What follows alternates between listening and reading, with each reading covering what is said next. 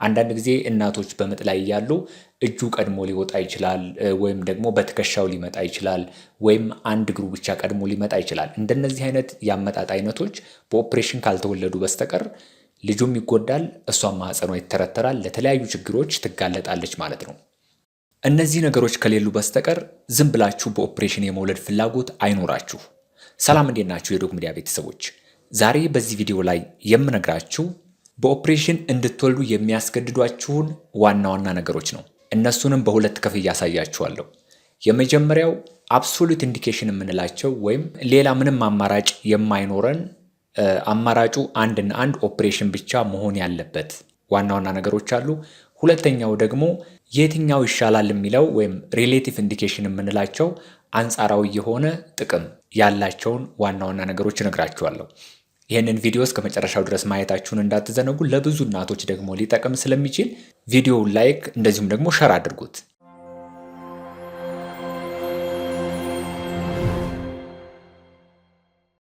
እንግዲህ ማንኛችሁም ነፍሰ ጡር የሆናችሁ እናቶች ለመውለድ ስታስቡ ወይም የመውለጃ ጊዜያችሁ ሲቃረብ በኦፕሬሽን መውለድ እችላለሁ የሚለውን ነገር በአእምሯችሁ ምንጊዜም ቢሆን መርሳት የለባችሁም። ይህም ማለት ምን ሊፈጠር እንደሚችል ማንም ስለማያውቅ ማለት ነው።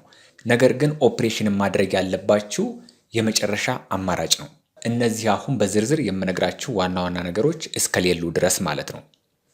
እከሊት እኮ በኦፕሬሽን ወልዳ ምንም የደረሰባት ነገር የለም፣ እከሊት ደግሞ በማህፀን ወይም ደግሞ በምጥ 7-8 ወልዳለች ምንም አልሆነችም የሚሉ ነገሮች አሉ።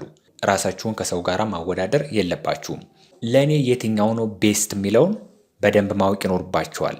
እሱንም የምታውቁት አሁን ከዚህ በታች ያሉ ዝርዝር ጉዳዮችን በደንብ ስነግራችሁ ነው።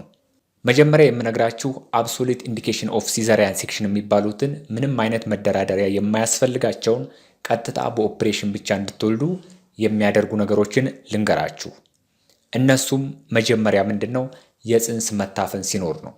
ፅንሱ በሆድ ውስጥ ታፈነ ማለት በኦፕሬሽን ቶሎ ሆድ ተቀዶ የማይወጣ ከሆነ ከተወሰነ ደቂቃ በኋላ ልጃችሁን ልታጡት ነው ማለት ነው፣ ወይም ልታጧት ነው ማለት ነው።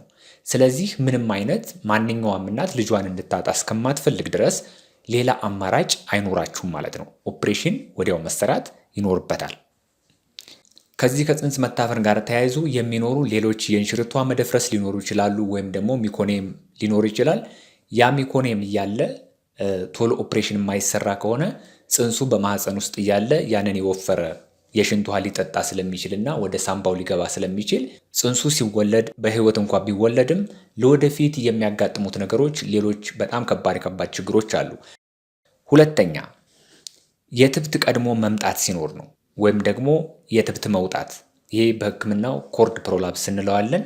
ማህፀን መክፈት ሳይጀምርም ሊሆን ይችላል፣ መክፈት ከጀመረ በኋላም ሊሆን ይችላል። ይህ ምንድነው? የእንሽርት ውሃ መፍሰሱን ብቻ ተከትሎ የልጁ እትብት ሲወጣ ወይም ለመውጣት ሲቃረብ ወደ ማህፀን በር ወደታች ሲመጣ ይህ በቀጥታ ኦፕሬሽን እንዲሰራ የሚያደርግ ነው ማለት ነው። 3 የእንግዴ ልጅ በእርግዝና ጊዜ ወደ ታችኛው የማህፀን ግድግዳ ወይም የማህፀን ክፍል ላይ ዝቅ ብሎ ሲጣበቅ ወይም ይሄ በህክምናው ፕላሴንታ ፕሪቪያ የምንለው እሱ ሲኖር፣ እንደዚሁም ደግሞ እሱም ደረጃዎች አሉት። ምናልባት እነዚያን ደረጃዎች ከዚህ በፊት ቪዲዮ ሰርቻለሁ፣ መጨረሻ ላይ አስቀምጥላችኋለሁ፣ እሱም ማየት ትችላላችሁ። ነገር ግን በተለይ ደግሞ ማህፀንም ሙሉ በሙሉ የሚሸፍነው አይነት የፕላሴንታ ፕሬቪያ ወይም ፕላሴንታ ፕሬቪያ ቶታሊስ የምንለው አይነት ከሆነ ይህም በቀጥታ ምንም አይነት ድርድር ሳይደረግ ኦፕራሲዮን እንድትሆኑ የሚያደርጋችሁ ነው። 4 የእንግዴ ልጅ መላቀቅ። ይህ የእንግዴ ልጅ መላቀቅ ስላችሁ ምንድን ነው? ማንኛውም የማህፀን ክፍል ላይ የተጣበቀ የእንግዴ ልጅ ምጥ ከጀመረ በኋላም ሊሆን ይችላል፣ ምጥ ሳይጀምርም ሊሆን ይችላል።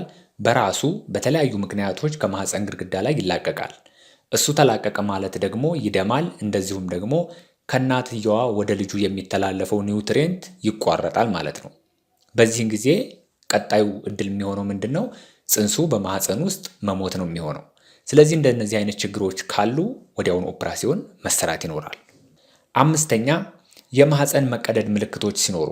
ይህ የማህፀን መቀደድ የተለያዩ ምልክቶች አሉት። እናትየዋ በምጥ ላይ እያለች ምናልባት የማህፀን ማለስለሻ ወይም የምጥ ማፋጠኛ መድኃኒቶችን እየወሰደች ሊሆን ይችላል። እንደዚሁም ደግሞ ለረጅም ጊዜ ምጥ ሲቆይባት ማህፀኗ የመቀደድ ምልክት ሊያሳይ ይችላል። እንደዚህ አይነት ምልክቶች ካሉ ቶሎ ብሎ ኦፕራሲዮን ማውጣት የእሷንም ህይወት፣ ይሄኛው በነገራችን ላይ የፅንሱን ብቻ ሳይሆን የእሷንም ህይወት የማትረፊያ መንገድ ስለሚሆን በግዴታ ይሰራል ማለት ነው። 6 የማህፀን ጥበት ምልክቶች ሲኖሩ ብዙ ጊዜ በተለምዶ የማህፀን ጥበት እንለዋለን። በሕክምናው ደግሞ ሴፋሎፔልቪክ ዲስፕሮፖርሽን የምንለው ነው።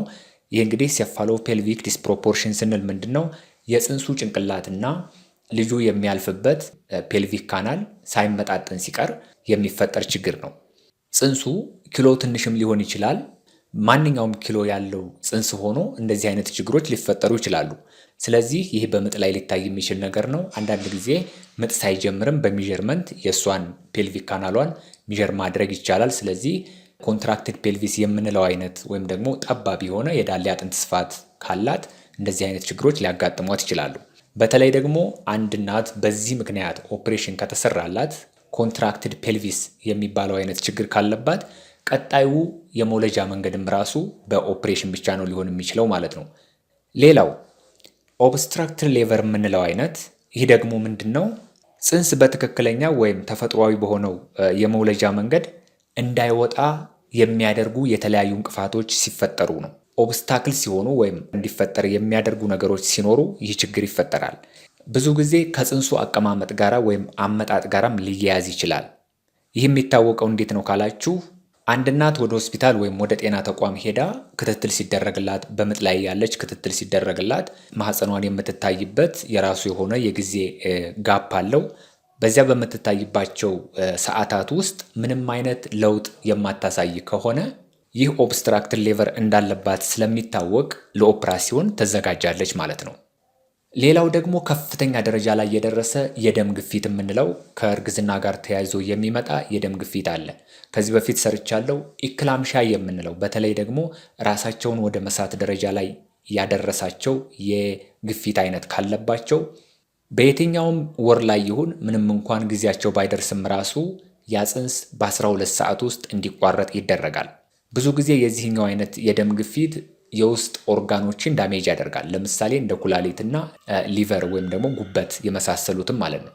ስለዚህ ይቺ እናት እንደዚህ አይነት ችግር ካለባት ኬሚስትሪ የሚባል የላቦራቶሪ አይነት አለ። በዚህ ጊዜ ኦርጋን ፈንክሽን ቴስት ሲሰራ እነዚህ የውስጥ ኦርጋኖች እንደ ሊቨር እና ኪድኒ የመሳሰሉት ነገሮች በትክክል ስራቸውን እየሰሩ ነው ወይስ አይደለም፣ ወይም ደግሞ ዳሜጅድ ሆነዋል የሚለውን ነገር የሚያሳይ የምርመራ አይነት አለ። እነዚያ ምርመራዎች ካደረገች በኋላ ምልክቶች ካሉ ቶሎ ብሎ እንዲቋረጥ ይደረጋል። በዚህ ሰዓት ታዲያ በ12 ሰዓት ውስጥ ይቺ እናት መውለድ ስለሚኖርባት የማህፀን ማለስለሻ ወይም የምጥ ማፋጠኛ መርፌዎችንም እንኳ ብትሰጥ ላትወልድ ትችላለች። ስለዚህ ቶሎ ብሎ ፅንሱ መቋረጥ ስላለበት ኦፕሬሽን እንዲሰራላት ሊደረግ ይችላል ማለት ነው። ይህ ምንም አማራጭ አይኖረውም። ሌላው ደግሞ የአቀማመጥ ችግር ሲኖር ነው፣ ወይም ማልፕሬዘንቴሽን የምንለው አይነት ችግር ሲኖር ለምሳሌ በእግሩ ወይም በቂጡ ሲመጣ በተለይ ደግሞ አንድ እግሩ ብቻ ቀድሞ መውጣት ወይም ደግሞ ፉትሊንግ ብሪች የምንለው አይነት ችግር ሲፈጠር ይህም ያለምንም አማራጭ ኦፕሬሽን እንድትሆን ይደረጋል ማለት ነው። ሌላው ደግሞ በእጁ ሲመጣ ወይም ሃንድ ፕሮላፕስ የምንለው ችግር ሲኖርም እንደዚሁ ሌላ የመወለጃ መንገድ አይኖረውም። አንዳንድ ጊዜ እናቶች በምጥ ላይ እያሉ እጁ ቀድሞ ሊወጣ ይችላል፣ ወይም ደግሞ በትከሻው ሊመጣ ይችላል፣ ወይም አንድ እግሩ ብቻ ቀድሞ ሊመጣ ይችላል። እንደነዚህ አይነት የአመጣጥ አይነቶች በኦፕሬሽን ካልተወለዱ በስተቀር ልጁም ይጎዳል፣ እሷም ማህፀኗ ይተረተራል፣ ለተለያዩ ችግሮች ትጋለጣለች ማለት ነው። እንደዚሁም ግድም ተጋድሞ ሲመጣ ነው። ግድም ተጋድሞ ሲመጣ ስላችሁ ይህንንም በእርግጥ ቪዲዮ ሰርቻለሁ። እንደነዚህ አይነት የአመጣጥ አይነቶች ወደ ታች ወደ ማህፀን በር የሚመጣው ሰውነቱ ምናልባት ጀርባው ሊሆን ይችላል፣ ወይ ደግሞ ሆዱ ሊሆን ይችላል፣ ወይ ትከሻው ሊሆን ይችላል፣ ወይ ብቻ ሆነ ቦታ መጥቶ እንትን ይላል። ግን ሊወለድ ስለማይችል ምንም አማራጭ አይኖረውም ማለት ነው። አሁን ቀጥዬ የምነግራችሁ ደግሞ ሪሌቲቭ ኢንዲኬሽን የምንላቸው ኦፕሬሽን ከመወሰኑ በፊት ትንሽ ጊዜ መሰጠት ያለበት። በሌላ አባባል ምን ማለት ነው? አንጻራዊ የሆነ ጥቅም ያለው፣ ያ ማለት የትኛው ይሻላል የሚለውን ነገር እንድትወስኑ ጊዜ የሚሰጣችሁ የኦፕሬሽን ወይም ለኦፕሬሽን የሚጋብዙ አይነቶች ናቸው። እነዚህ ሪሌቲቭ ኢንዲኬሽን እንላቸዋለን። ይህ ማለት የራሱ የሆነ ጉዳት አለው፣ የራሱ የሆነ ጥቅምም አለው ማለት ነው። ሙሉ በሙሉ ጥቅም ብቻ አይኖረውም ማለት ነው። ከነዚህ ውስጥም የመጀመሪያው ምንድን ነው? በፊቱ ሲመጣ ነው። በፊቱ ሲመጣ ወይም በሳይንሱ ፌስ ፕሬዘንቴሽን የምንለው አይነት አለ። እንደዚሁም ደግሞ በግንባሩ ሲመጣም ሌላው አይነት ነው። ይህም ብሮ ፕሬዘንቴሽን ይባላል።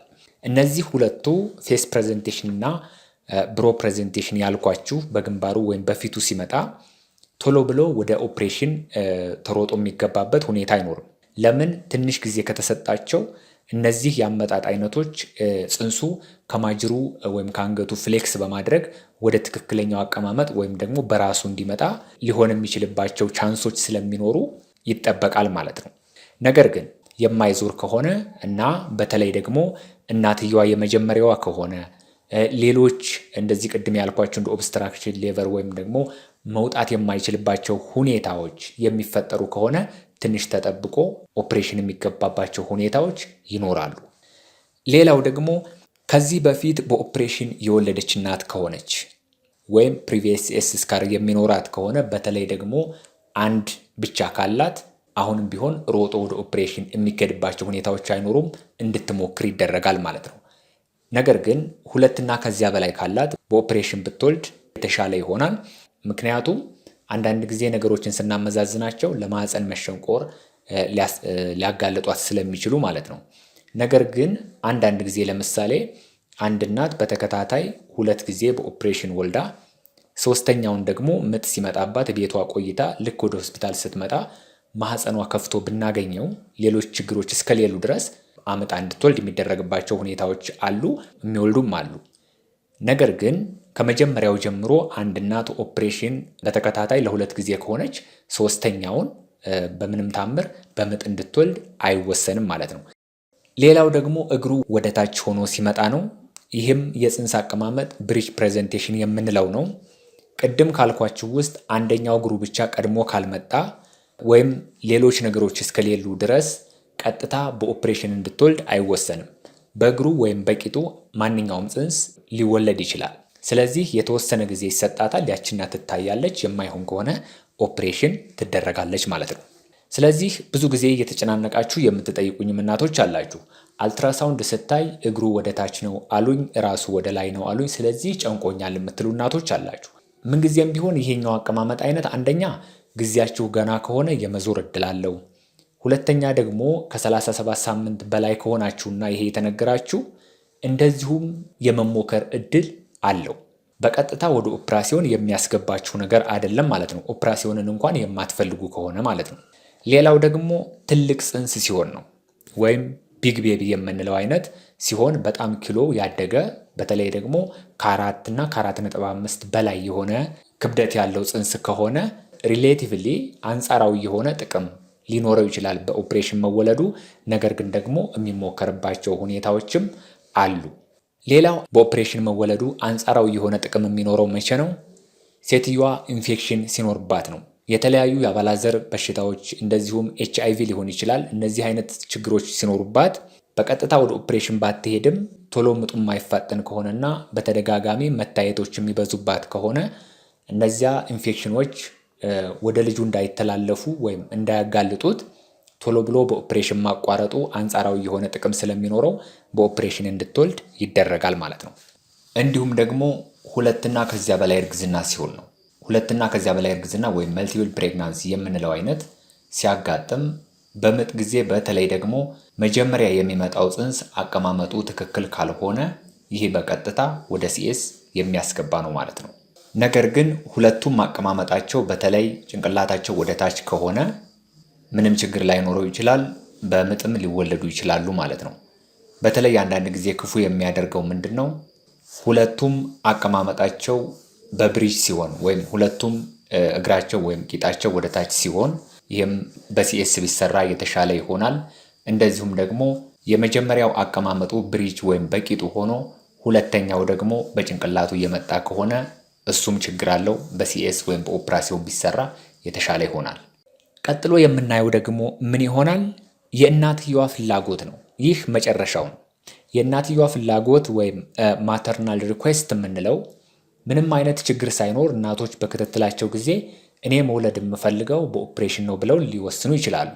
ይህ ማተርናል ሪኩዌስት ይባላል፣ መብታቸውም ነው። ነገር ግን ይህንን የወሰነችበት ወይም የመረጠችበት ምክንያቱ ምንድን ነው የሚለውን ማወቅና የትኛው ይጠቅማል ወይስ ጥቅሙስ ምን ያክል ነው የሚለውን ደግሞ በኦፕሬሽን መውለዱ የራሱን የቻለ ችግር አለው። በተፈጥሯዊ መንገድ አምጣ እንድትወልድ ማድረጉም የራሱ የሆነ ችግር ሊኖረው ይችላል። ሁለቱም ጥቅምም ጉዳትም አላቸው። እዚህ ጋር ሪሌቲቭሊ የትኛው ጥቅም አለው የሚለውን መመካከር ይቻላል ማለት ነው። ይህ ቪዲዮ እንደጠቀማችሁ ተስፋ አደርጋለሁ። እየተከታተላችሁኝ ስለነበረ በጣም አመሰግናለሁ። ቻናሉን ሰብስክራይብ፣ ቪዲዮውን ላይክ አድርጉ። እንደዚሁም ኮመንት ስር እየገባችሁ ያሏችሁን ጥያቄዎች አስቀምጡልኝ። ቸር ያገናኘን።